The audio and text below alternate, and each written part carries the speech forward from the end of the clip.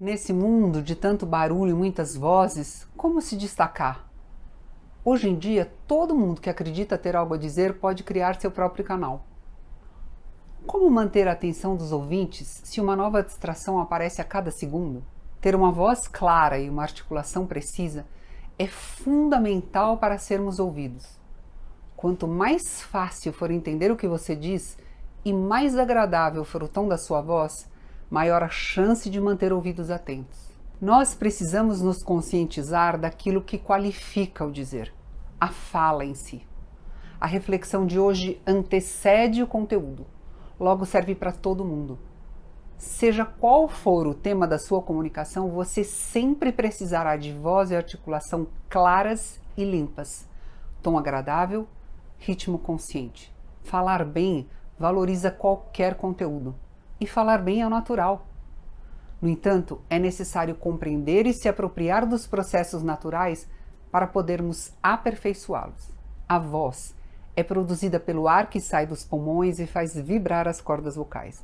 A voz é um som. Uma criança que chora, tem voz. Para produzir a voz, nós precisamos dos pulmões e das cordas vocais, ambas estruturas que pertencem ao sistema respiratório. Percebam, se eu estou resfriada, a voz fica assim, D nasal. E se eu estou sem ar, minha voz fica fraca. A voz, quando chega na boca, vai ser articulada ou moldada pelos órgãos fonoarticulatórios, que vão transformá-la em fala. Os órgãos fonoarticulatórios são os lábios, a língua, as bochechas, os dentes, a mandíbula e os palatos duro e mole, mais conhecidos como o céu da boca. E dependendo do modo como eles se movimentam, nós vamos produzir diferentes fonemas, sílabas, palavras. Esses órgãos são também os responsáveis pela primeira fase da digestão dos alimentos, a fase oral.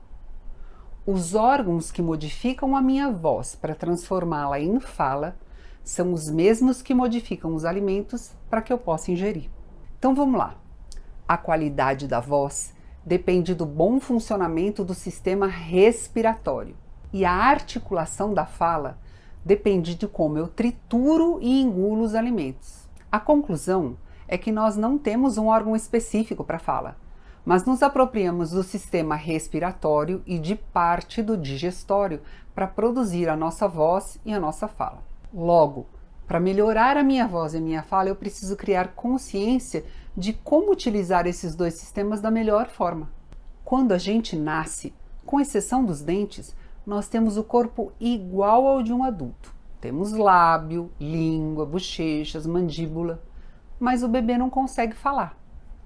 Para adquirir as capacidades de um adulto, o bebê precisa passar por um processo de amadurecimento, que vai dar suporte para a aquisição dessas capacidades. Eu vou descrever aqui o processo ideal para termos condições de entender e aprimorar essas dinâmicas. Isso não significa que diferentes indivíduos, por diferentes razões, sigam caminhos diversos. E eu faço essa ressalva porque o que acontece é que seu corpo sabe que é da respiração e da digestão que vem o alimento dele, o ar e o alimento em si. Sem a respiração e a digestão, não tem vida. Muitas vezes, o corpo precisando respirar ou se alimentar e não tendo as condições ideais, precisa fazer algumas adaptações. Nosso corpo dá um jeitinho para que a gente consiga respirar, se alimentar e até sobreviver, mas não da melhor forma, não no ideal.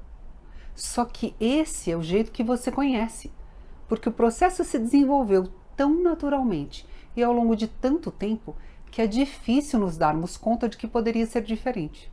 É preciso disposição e conhecimento para reconhecer que o seu jeito de respirar, mastigar ou deglutir, que era o único que você conhecia até agora, pode não ser o mais eficaz.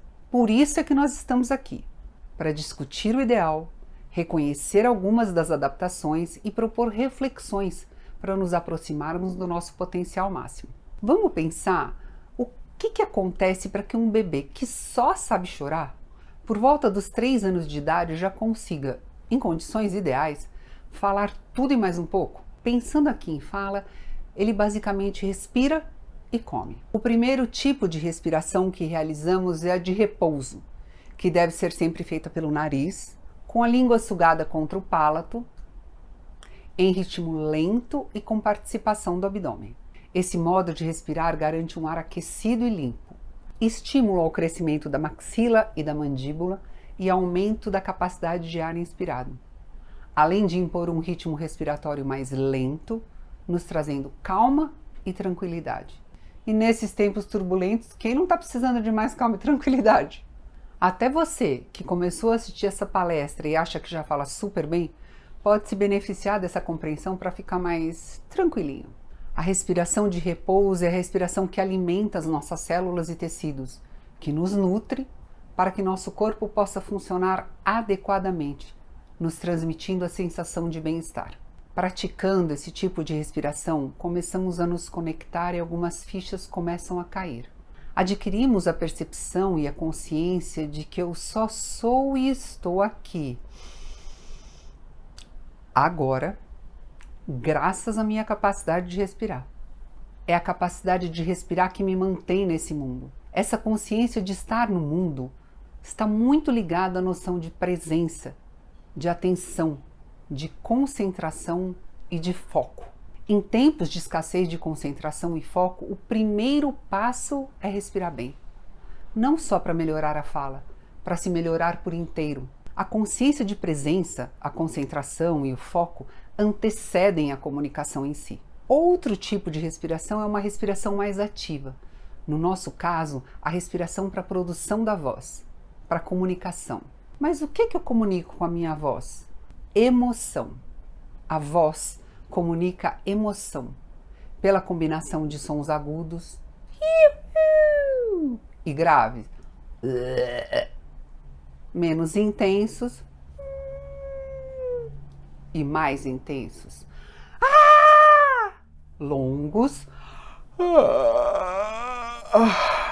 e entrecortados. Dependendo do que eu quero comunicar, eu posso usar a minha voz mais aguda ou mais grave, com volume mais ou menos intenso e com controle da duração. Repare como não dominar essas variáveis pode prejudicar a comunicação da sua mensagem. Entender a íntima relação entre respiração, voz e emoção deixa claro porque é tão importante trabalharmos para aprimorar a forma como nos expressamos. Reprimir a nossa voz ou as nossas emoções é reprimir o fluxo respiratório. Inibir o fluxo respiratório é inibir a vida. Por isso eu volto a insistir. O natural é falar bem. Viver é se expressar. Outra coisa que o bebê faz é comer. Inicialmente sugando o seio da mãe, mas depois triturando alimentos cada vez mais duros e mais exigentes em termos de trabalho muscular. Do peito até os alimentos mais duros tem um caminho que a cada passo exige mais e mais da nossa musculatura orofacial. São esses movimentos cada vez mais sincronizados e precisos que possibilitam falar sons cada vez mais complexos e aumentar nosso vocabulário a cada dia.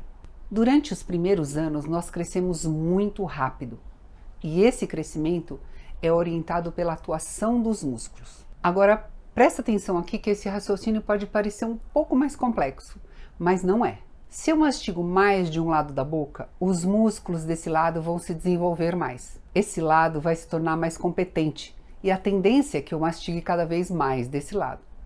Nós temos aí um desequilíbrio muscular, esse lado mais forte, esse lado mais fraco. Ao longo do tempo, a mandíbula, que deveria se deslocar para ambos os lados para mastigar, vai se deslocar sempre para o mesmo lado.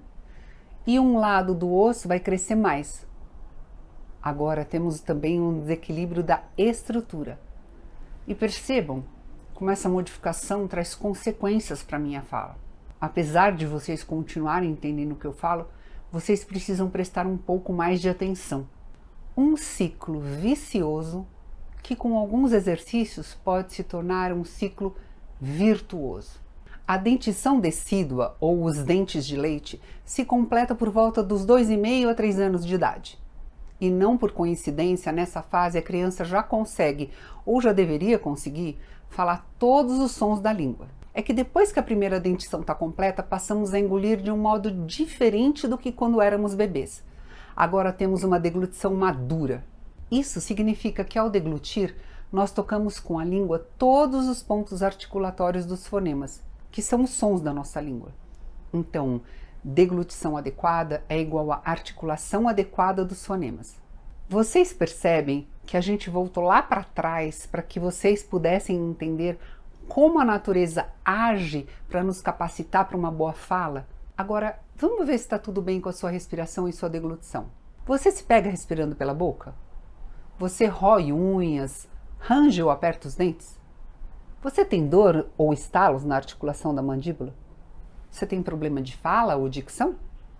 Você ronca ou tem apneia? Algo na sua voz te desagrada? Você tem algum problema ortodôntico? Se respondeu sim para algumas dessas perguntas, tem coisa aí para melhorar. E qualquer mudança precisa de 3 R's: ritmo, repetição e regularidade.